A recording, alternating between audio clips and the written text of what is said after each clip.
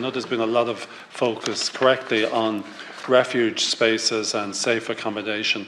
I just want to emphasise at the outset, and in fairness, this didn't happen in this House, but sometimes the topic of domestic violence can be focused on exclusively through the prism of how many refuge spaces do we have.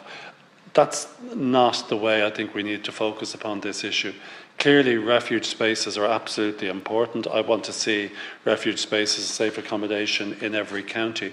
But what we can't allow to happen is that becomes the sole and primary focus of our response to the scourge of domestic violence. It should not be the case that we elevate as being the primary solution the departure of a woman from a home where she has been abused. As we all recognise in this House, what really is essential is that the person responsible for the abuse should be removed, not the person who needs to, I suppose, seek refuge in the short term.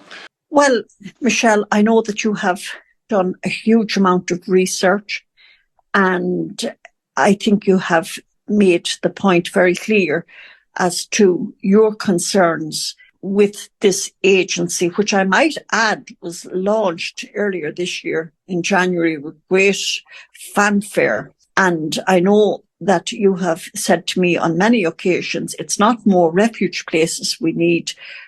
What we actually need is prosecutions of the perpetrators of domestic violence, put them behind bars or remove them from the family home. Rather than having the victims of domestic violence and their children literally, being on the run. And I believe that setting up an agency that shares more data between government bodies and then puts mothers and children into refuges, you are hiding the problem. Because I believe, Anna, am I correct in saying if you're in a refuge, you're not actually a homeless statistic? Correct.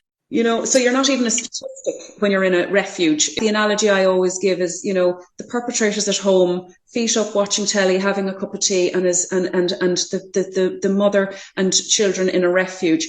There should be an institution for the perpetrator. Thank you for watching. Please like and share.